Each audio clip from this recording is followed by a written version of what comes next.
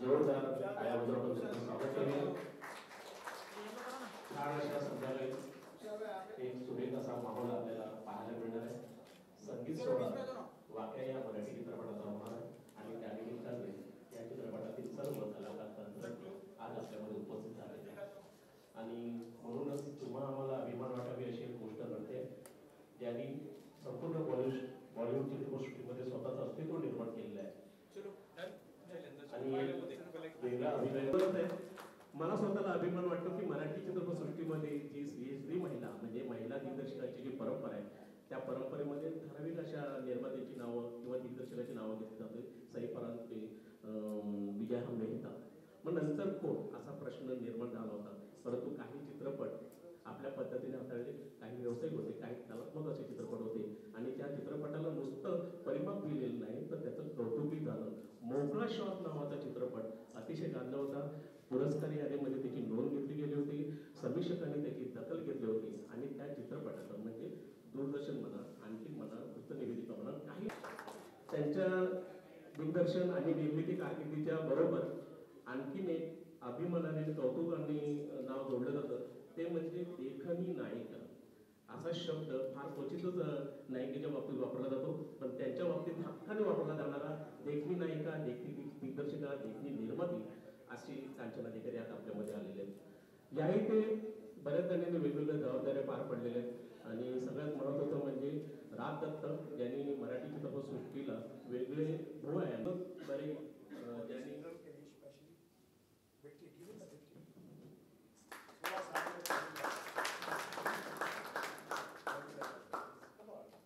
मराठी चित्रपटसृष्टीच्या कारकिर्दीमध्ये म्हणजे मी सुरुवातीला सांगितलं दीपकनी नाटकं वगैरे केली.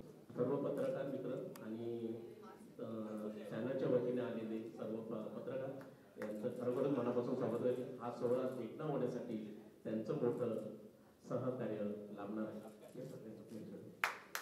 हे सगळे या चित्रपटाचे सरते सरवते सर्व आधार.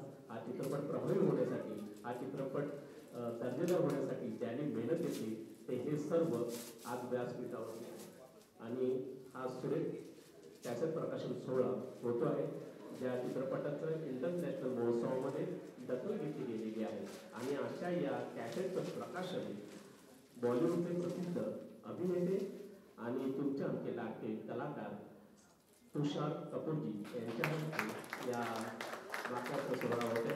वाक्या म्हणजे आदिवासी लोकांमध्ये किंवा पोतराज लोकांमध्ये वापरला जाणारा अलंकार असा त्याचा अर्थ आहे आणि तो लोकांपर्यंत पोहोचवला जाणार आहे आणि छान असं वाटतंय.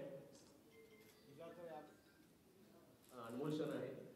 क्वचितच तुषार कपूर हे मराठी कार्यक्रमाला असतात. खरं तर गणरायाची स्थापना म्हणजे त्यांचे पिताश्री आपले प्रख्यात आवडते जितेंद्र हे मराठी माणसाची नाव जोडून अजूनही आहे.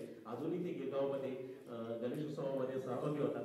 असा हा मराठी मनाचा असलेला हिंदीतला बॉलिवूड स्टार तुषार कपूर आपल्यामध्ये आहे. याचा अभिमान तुम्हा आम्हाला सर्वांना वाटतंय आणि छान असं एक सुरेख रात्र आपल्याला अनुभव मिळते.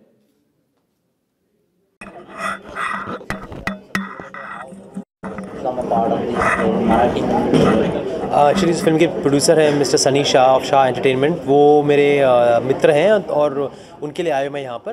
प्रोमो बहुत अच्छा लगा मुझे वाकया का और I want to wish them all the best for a successful March release.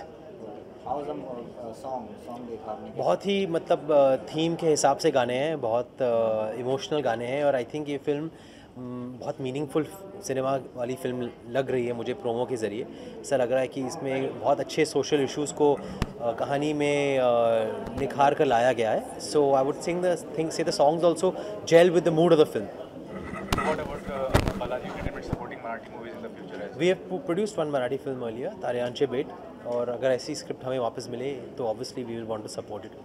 Future projects right now it's just Golmaal again जो मार्च में शुरू होगी. Golmaal again, Taboo and Neil Mukesh. So what do you want to say? The Golmaal family has come to.